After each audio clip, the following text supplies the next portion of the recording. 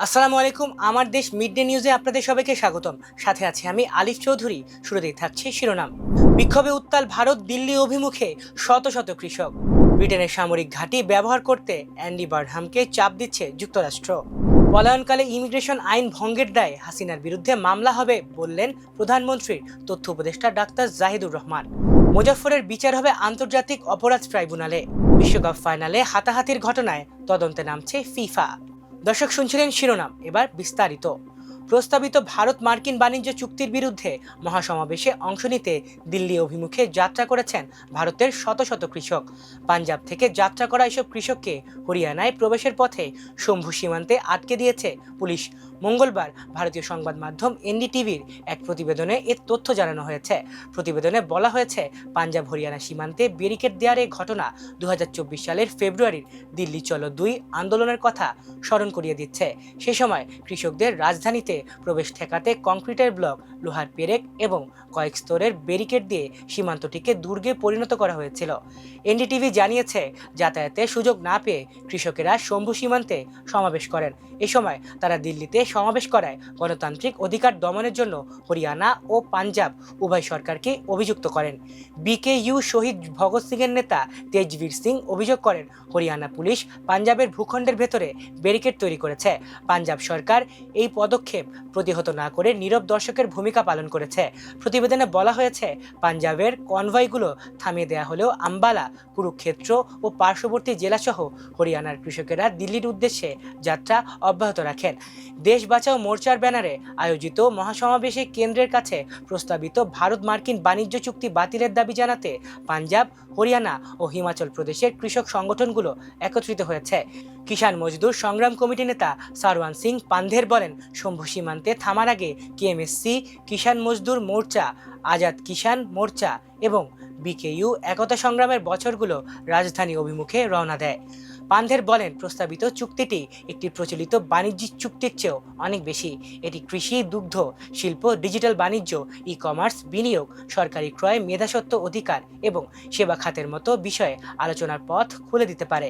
কৃষক নেতারা বলছেন, পূর্ববর্তী মার্কিন বাণিজ্য চুক্তির আলোচনায় সয়াবিন, ভুট্টা, তুলা, ইথানল, আপেল, বাদাম, দুগ্ধজাত পণ্য, পোলট্রি ও মৎস্য পণ্যের মতো খাতে কম শুল্ক এবং বিধিনিষেধ শিথিলের মাধ্যমে ভারতের কৃষি ও দুগ্ধ বাজারে আরও গভীর প্রবেশাধিকারের জন্য ধারাবাহিকভাবে আহ্বান জানানো হয়েছে।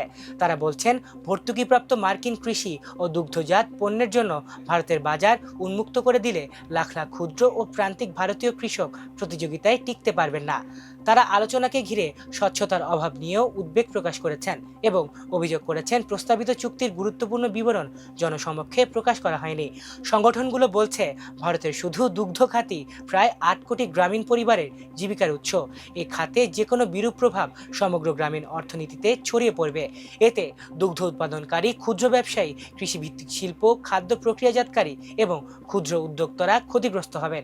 দেশ বাঁচাও মোর্চা প্রস্তাবিত ভারত মার্কিন বাণিজ্য চুক্তি সংক্রান্ত সব নথি অবিলম্বে জনসমক্ষে প্রকাশ করার আহ্বান জানিয়েছে।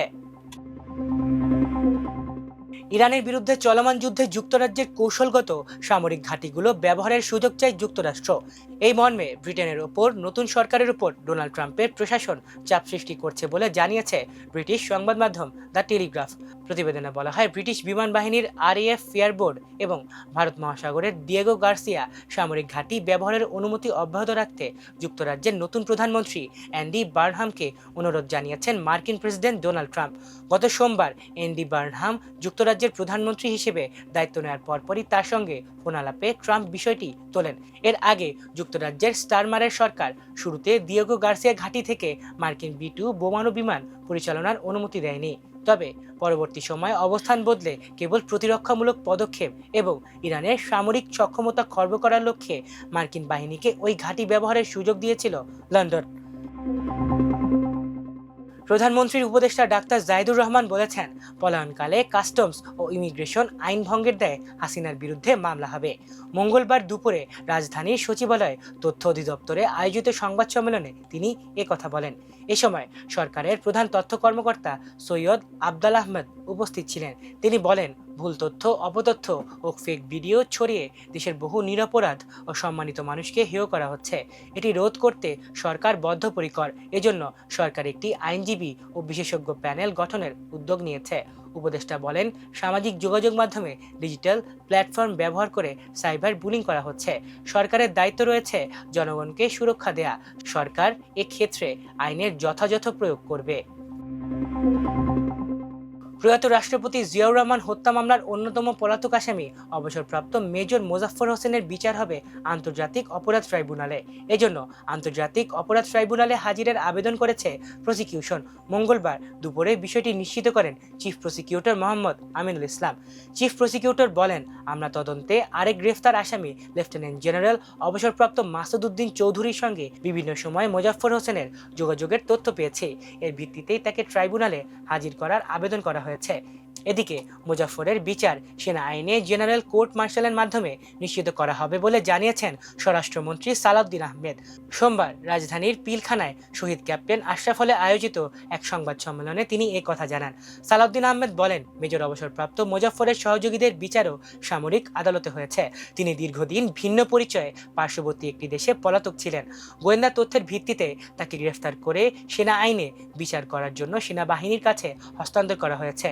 জেনারেল কোর্ট মার্শালের মাধ্যমে তার বিচারটা নিশ্চিত করা হবে। ৪৫ বছর ধরে পলাতক ছিলেন মেজর অবসরপ্রাপ্ত মুজাফফর। ১৫ জুলাই রাতে রাজধানীর বনানীর একটি বাসা থেকে তাকে গ্রেফতার করা হয়। পরদিন ঢাকা সেনানিবাসের মিলিটারি পুলিশের কাছে হস্তান্তর করা হয়। বিশ্বকাপ ফাইনালের শিরোপা লড়াই শেষ হয়েছে স্পেনের উল্লাসে। অতিরিক্ত সময়ের ১০৬তম মিনিটে ফেরান তোরেসের একমাত্র গোলে আর্জেন্টিনাকে ১-০ ব্যবধানে হারিয়ে দ্বিতীয়বারের মতো বিশ্বকাপ জিতেছে লা রোহা। তবে ম্যাচের শেষ বাঁশি বাজার পরেও উত্তেজনার ইতি টানেনি দুই দল, বরং উদযাপনের মুহূর্তেই মাঠে সৃষ্টি হয় অপ্রীতিকর পরিস্থিতি। এবার সেই ঘটনা তদন্তে নামছে ফিফা। ম্যাচের একেবারে শেষ দিকে ৯৩তম মিনিটে দ্বিতীয় হলুদ কার্ড দেখে মাঠ ছাড়েন আর্জেন্টিনার মিডফিল্ডার এনজো ফার্নান্দেজ। ১০ জনের দলে পরিণত হওয়ার পর অতিরিক্ত সময় গোল হজম করে শিরোপা হাতছাড়া করে সাবেক চ্যাম্পিয়নরা। শেষ বাঁশি বাজতেই দুই দলের কয়েকজন খেলোয়াড়ের মধ্যে উত্তপ্ত বাক্য বিনিময় শুরু হয়। প্রত্যক্ষদর্শীদের বর্ণনা অনুযায়ী আর্জেন্টিনার লিয়ান্দ্রো পারদেস স্পেনের এরিক গার্সিয়া ও গাভির সঙ্গে বাগবিতণ্ডায় জড়িয়ে পড়েন। পরিস্থিতি দ্রুত ধাক্কাধাক্কি ও হাতাহাতিতে রূপ নেয়।